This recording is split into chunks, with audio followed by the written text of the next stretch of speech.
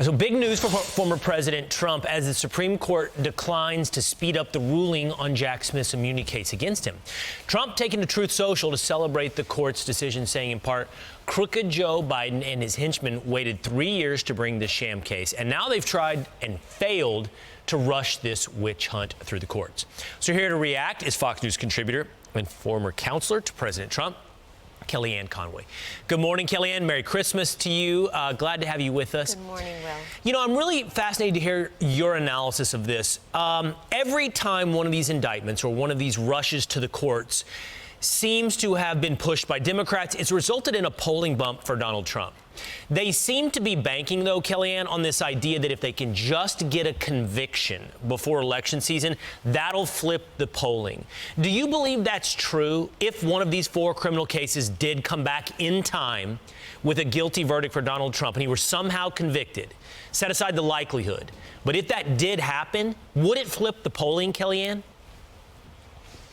It wouldn't flip the polling, Will, and thanks for having me. Merry Christmas to you and yours and your co-host.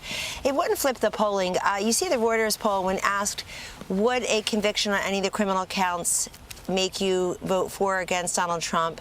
A slim majority say they'd vote against him. But when you add Biden to the equation, as the Wall Street Journal poll did, Trump's actually beating Biden 46-45 if he were to be convicted. Then they asked if Joe Biden were to be impeached, would you vote for Trump or Biden? And the Wall Street Journal poll found that Trump is beating Biden by 5 points, 46-41. So we can't forget, none of this is in a vacuum. You don't go into the ballot box and it says Trump or not Trump. It says Trump versus Joe Biden. And just as we knew in 2016, and I said many times then, I'll say again, you have to set aside everything you think about that individual.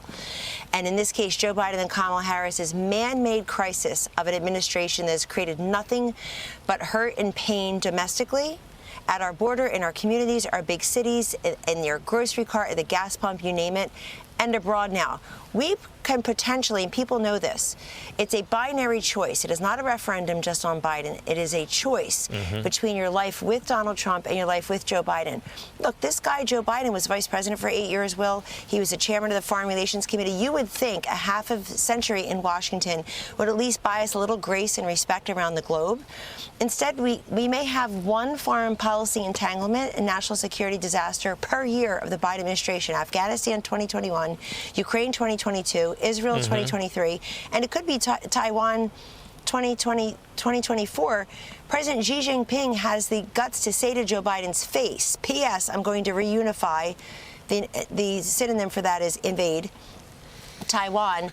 Just telling you, Joe. So, but the other thing is the Biden people have put way too much into the judicial system to try to keep Joe Biden there for a second term. Right. I have a better idea. Why not just pass better policies? If you have a really good record as president, chances are you'll be reelected.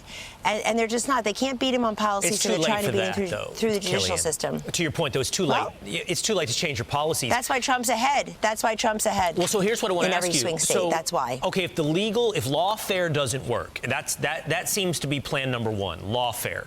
And again, the goal is not to elect Joe Biden, it is to stop Donald Trump. I think they've made that clear. So if lawfare isn't going to work in time, and then the polling is, as you've laid out, and we've seen that Joe Biden can't beat Donald Trump, again, if the plan is to stop Donald Trump, when do they move to the option, remove Joe Biden? Like find someone else who can beat Donald Trump? Well, speaking of running out of time, I think that's too little too late. They should have done that. If I were a Democrat, I would have gotten rid of Biden and Harris, rolled the dice, Will, and said we'll probably lose in 2024, but we'll save the party and we'll restore the party that was once known for youth and energy and the future. They had JFK and Barack Obama, Bill Clinton, even Jimmy Carter was in his 50s, in his early 50s when he was elected to the White House. Now they turn around and they get these establishment Loch Ness monster creatures of the D.C. swamp like Hillary Clinton and Joe Biden to lead the party, and look where we are.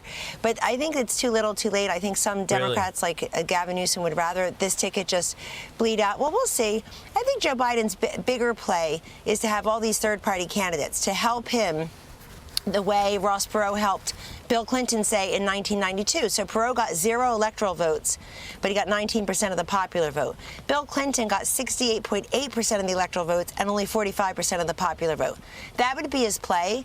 The problem is he's not the challenger here. He's the incumbent, and Perot really helped Bill Clinton and hurt the incumbent, George Herbert Walker Bush. And right now it looks like third parties pull from Biden, not Trump. So they'd have to find a candidate that would pull from Trump. There you go. There you go. They need to, and they haven't yet. But there are lots of billionaires out there, 1,100 or so in this country. Will, I read that somebody can say, I'm worth $7 billion. Why not spend 1/7 of that having fun in the presidential race? And the consultants, I call it staph infection. They'll go and take their $500 million and embarrass that person the way Bloomberg's people did. But look, I think if you're Joe Biden, you stick to Plan A. Plan A is what you just said. Get Trump through the legal system. Right. And they believe that in the 91 counts, if he's convicted on one, game over. If they can send the president to jail, God forbid, for one night, that's enough for them. But it's not going to work, and it's not going to work for another reason. Joe Biden probably won't want to debate Donald Trump. We don't even know if Joe Biden can stand still at a podium for 90 minutes. We have no evidence of that, let alone being able to defend this horrible record. So I think that it's Donald Trump who's saying, look, I want to debate him. Here's what I would do to Iran. Here's what I would do with China. Here's what I would do in the Middle East. I think Joe Biden, they're counting on one of these cases being accelerated, being able to convict the president and saying to people, you don't want a president that's been convicted of a criminal charge. We've never had that in history. I just don't think it's going to be enough. People feel so desperate. Last point. Yeah. We as voters, we talk about and even complain about what offends us. We vote according to what affects us. And that's really the difference here. People are going to be very self-interested, as well they should be, as voters. That's why Trump's ahead in every swing state. Good stuff as always, Kellyanne. Always love talking to you. Thank you so much. Merry Christmas. Merry Christmas. God bless. I'm Steve Doocy. I'm Brian Kilmeade. And I'm Ainsley Earhart. And click here to subscribe to the Fox News YouTube page to catch our hottest interviews and most compelling analysis.